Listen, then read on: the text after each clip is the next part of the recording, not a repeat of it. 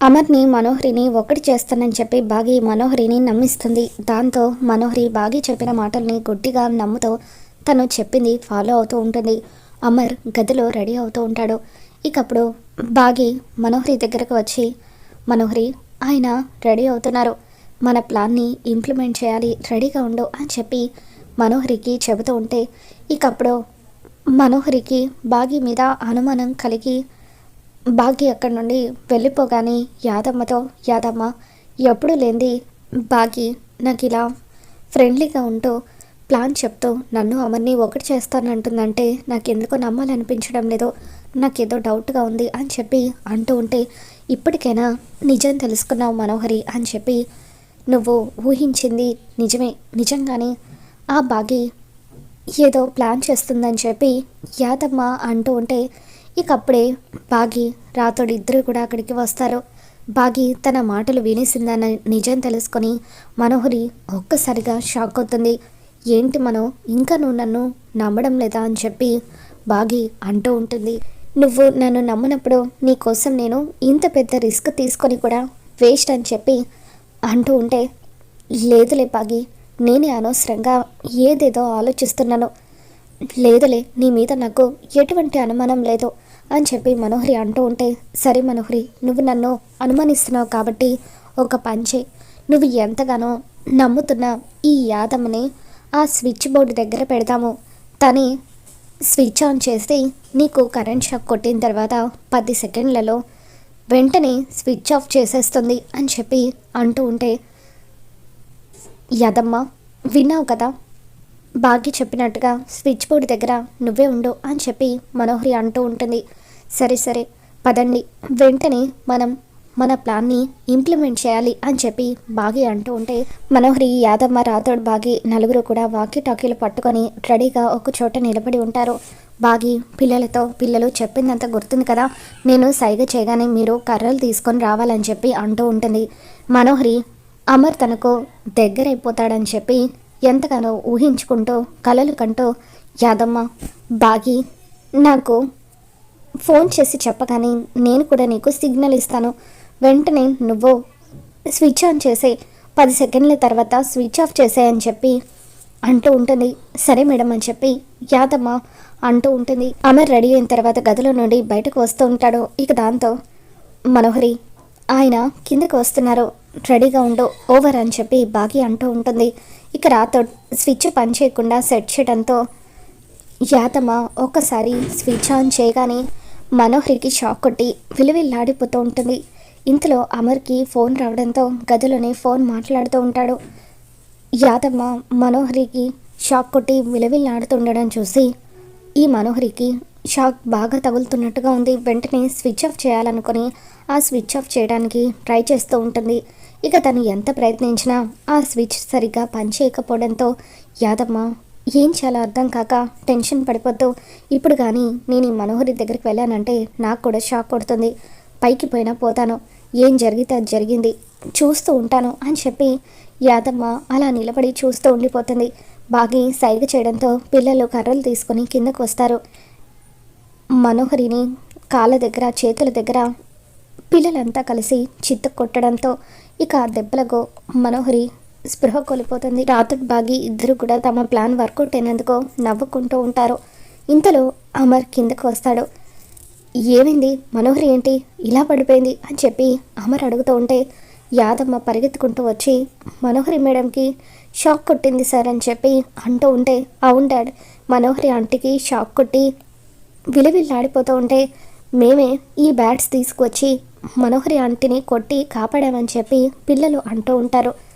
చాలా మంచి పని చేస్తారు అని చెప్పి అమర్ అర్జెంటుగా మనోహరిని హాస్పిటల్కి తీసుకువెళ్దాం పదండి అని చెప్పి అంటూ ఉంటే, హాస్పిటల్కి ఎందుకండి, కాసేపు రెస్ట్ తీసుకుంటే అదే సరిపోతుంది అని చెప్పి మనోహరి మనోహరి అని చెప్పి బాగి పిలుస్తూ ఉంటే, అమరే తనని సేవ్ చేశాడనుకొని మనోహరి తెగ ఆనందపడిపోతూ, అమర్ చాలా థ్యాంక్స్ అమర్, మొత్తానికి నా ప్రాణాలను కాపాడావని చెప్పి అమర్కి 2 చేతులు పట్టుకొని థ్యాంక్స్ చెప్తూ ఉంటుంది. ఒక్కసారిగా అమర్ దూరంగా జరుగుతూ, ఏమంటున్నావు మనోహరి, నేను నిన్ను కాపాడడం ఏంటి అని చెప్పి అమర్ అంటూ ఉంటే, నువ్వే కదా అమర్, నేను స్పృహ కోల్పోతే నా కాళ్ళు చేతులు రబ్ చేసి నాకు శ్వాస అందించి నన్ను కాపాడావు అని చెప్పి మనోహరి అమర్తో అంటూ ఉంటుంది. ఏంటి మనోహరి, పిచ్చి పిచ్చిగా మాట్లాడుతున్నావు? షాక్ కొట్టినప్పుడు బ్రెయిన్ ఏమైనా డ్యామేజ్ అయిందా ఏంటి? ఒకసారి హాస్పిటల్లో చూపిస్తే బెటర్ అని చెప్పి అమర్ అంటూ ఉంటాడు.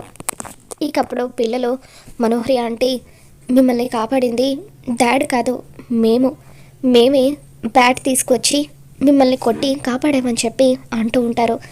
ఏంటి, నన్ను కాపాడింది మీరా అని చెప్పి మనోహరి షాక్ అవుతూ ఉంటే, ఏంటి మనోహరి మేడం, పిల్లలకు థ్యాంక్స్ చెప్పకుండా దేని గురించో ఆలోచిస్తున్నారేంటి అని చెప్పి రాథోడ్ అంటూ ఉంటాడు.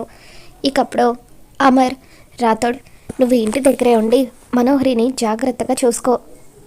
ఒకవేళ మనోహరి సాయంత్రానికి కూడా ఇలాగే ప్రవర్తిస్తే ఒకసారి తనని హాస్పిటల్కి తీసుకువెళ్దామని చెప్పి ఆఫీస్కి వెళ్ళిపోతాడు. ఏంటి బాగి, నువ్వు చెప్పిందేంటి, చేసిందేంటి అని చెప్పి మనోహరి బాగి మీద సీరియస్ అవుతూ ఉంటుంది. ఇక దాంతో బాగి, సారీ మనోహరి, ఇదంతా నేను కావాలని చేయలేదు, నేను కరెక్ట్గానే ప్లాన్ చేశాను. సరిగ్గా అదే టైంకి ఆయనకి ఫోన్ వచ్చింది, దాంతో ఆయన రూమ్లోనే ఉండిపోయారు.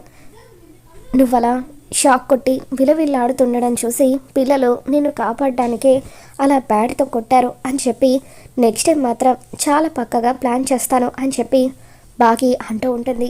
పిల్లలు కొట్టిన దెబ్బలకు మనోహరి విలవిల్లాడుతూ చేసేది లేక అలా కుంటుతూ గదిలోకి వెళ్తూ ఉంటే బాగి, పిల్లలు వీళ్ళంతా కూడా హైఫై ఇచ్చుకుంటూ ఎంతగానో ఆనందపడుతూ ఉంటారు. తర్వాత యాదమ్మ మనోహరితో, మనోహరి, ఆ బాగి ఇదంతా కావాలని చేస్తుంది, నేను చెప్తుంటే నువ్వే నా మాటలు నమ్మడం లేదు, అందరూ కలిసి నిన్ను పిచ్చిదాన్ని చేస్తున్నారు అని చెప్పి అంటూ ఉంటే, రేపు బాగి మరొక ప్లాన్ చెప్తానంది కదా, ఒకవేళ ఆ ప్లాన్ కూడా ఫెయిల్ అయితే అప్పుడు ఆ బాగి అంత చూస్తాను అని చెప్పి మనోహరి అంటూ ఉంటుంది. మరొకసారి వెర్రి దానివి కావడానికి సిద్ధంగా ఉన్నావన్నమాట. సరే, నేను మాత్రం నువ్వు చెప్పింది నమ్మకపోతే ఏం చేస్తానని చెప్పి మనసులో యాదమ్మ అనుకుంటూ ఉంటుంది. మరోవైపు తర్వాత రోజు ఉదయాన్నే బాగి రాథోడ్తో, రాథోడ్, ఈరోజు మనోహరి మీద మరొక అస్త్రాన్ని ప్రయోగించబోతున్నాను, మన ప్లాన్ ఖచ్చితంగా వర్కౌట్ అయ్యేలాగా చేయాలి, ఆ మనోహరికి బుద్ధి చెప్పాలని చెప్పి అంటూ ఉంటే, తప్పకుండా మేడం అని చెప్పి రాథోడ్ అంటూ ఉంటాడు. మనోహరి బాగి దగ్గరికి వస్తుంది. బాగి, ఈరోజు ఖచ్చితంగా మన ప్లాన్ వర్కౌట్ అవుతుంది కదా, ఏం చేయబోతున్నామని అంటూ ఉంటే, ఈరోజు నువ్వు మెట్ల దగ్గర నడిచే దారిలో ఆయిల్ పారబోస్తాను, నువ్వు మెట్లు దిగుతూ అలా కిందకి వస్తూ అనుకోకుండా జారి కింద పడిపోతూ ఉంటే కరెక్ట్గా అదే టైంకి ఆయన అటువైపుగా వచ్చి నీ నడుము మీద చేతులు వేసి నిన్ను గట్టిగా కింద పడకుండా పట్టుకుంటారు. అలా మీరిద్దరూ కూడా ఒకరి కళ్ళలోకి ఒకరు చూసుకుంటూ ఉంటారు. అలా ఆయన నీకు దగ్గరైపోతారని చెప్పి బాగి ఐడియా చెప్తూ ఉంటే, ఇక అది జరిగినట్టుగా ఊహించుకొని మనోహరి చాలా హ్యాపీగా ఫీల్ అవుతూ ఉంటుంది. ఆగు మనోహరి, అప్పుడే నువ్వు ఊహల్లో తేలిపోకో, కాసేపట్లో ఆయన ఇటువైపు వస్తారు, నువ్వు రెడీగా ఉండు అని చెప్పి బాగి మెట్ల దగ్గర ఆయిల్ని పారపోస్తుంది. అదిగో ఆయన వచ్చేస్తున్నారు, రెడీగా ఉండు మనోహరి అని చెప్పి బాగి సిగ్నల్ ఇస్తూ ఉంటుంది. ఇక అదే టైంకి అమర్ అటువైపుగా వస్తూ ఉంటే బుజ్జమ్మ అమర్ని కావాలని అప్పుడే పిలుస్తూ ఉంటుంది. దాంతో అమర్, ఏంటి బుజ్జమ్మ అంటూ బుజ్జమ్మ దగ్గరికి వస్తూ ఉంటాడు. ఇక సరిగ్గా అదే టైంకి మనోహరి మెట్ల మీద కాలు వేసి జారి కింద పడడంతో మనోహరి నడుం విరిగిపోతుంది. ఇక దాంతో అమర్, పిల్లలు వీళ్ళంతా కూడా పరిగెత్తుకుంటూ అక్కడికి వస్తారు. ఏంటి మనోహరి, ఈ మధ్య నువ్వు వింతగా ప్రవర్తిస్తున్నావో, ఇది నీకు అలవాటైన ఇల్లే కదా, మరి అలా ఇలా కింద పడిపోయావు అంటూ యాదమ్మ మనోహరిని లోపలికి తీసుకెళ్ళి తన కాసేపు రెస్ట్ తీసుకుంటుంది అని చెప్పి అంటూ ఉంటే బాగి, రాథోడ్ ఇద్దరు కూడా నవ్వుకుంటూ ఉంటారు.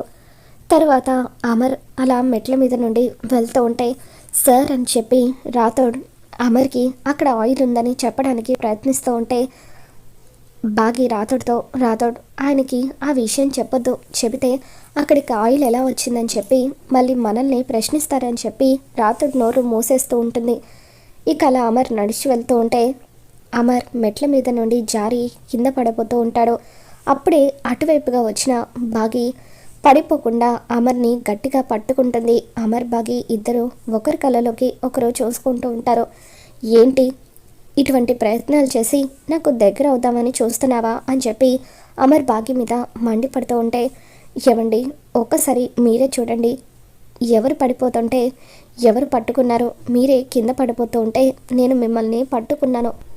నేను పట్టుకోకుండా ఉంటే ఇందాక మనోహరిలాగా మీ నడుము కూడా విరిగిపోయేది అని చెప్పి బాగి మీరు నాకు థ్యాంక్స్ చెప్పాల్సింది పోయి ఇలా సీరియస్ అవ్వడం ఏమీ బాగోలేదు అని అంటూ ఉంటే, అవును డాడ్, మిస్ అమ్మ మిమ్మల్ని పట్టుకోకపోతే మీరు కింద పడిపోయి ఉండేవాళ్ళు అని చెప్పి పిల్లలు కూడా అంటూ ఉంటారు. ఇక దాంతో అమర్ థ్యాంక్స్ అంటూ బాగీకి థ్యాంక్స్ చెప్పి సైలెంట్గా గదిలోకి వెళ్ళిపోతాడు. ఇక తర్వాత అమర్ బాగి తనను పట్టుకున్న విషయం, ఇద్దరు ఒకరి కళ్ళలోకొకరు ప్రేమగా చూసుకున్న విషయం అంతా కూడా గుర్తు చేసుకొని, నేను తన గురించి ఆలోచించొద్దు అనుకుంటూనే ఎందుకు తన గురించి ఇంతలా ఆలోచిస్తున్నాను, ఏమైంది నాకు అని చెప్పి అమర్ అద్దంలో చూస్తూ తనతో తాను మాట్లాడుకుంటూ అలా బాగి ప్రేమని గుర్తు చేసుకుంటూ ఉంటాడు. మరి మొత్తానికి ఆ విధంగా భాగ్య అయితే అమర్కి దగ్గర అవుతూ ఉంటుంది. మరి రాబోతున్న ఎపిసోడ్లో ఏం జరగబోతుందో మళ్ళీ మన ఛానల్లో తెలుసుకుందాం. ఈ వీడియో మీకు నచ్చినట్లయితే తప్పకుండా లైక్ చేయండి.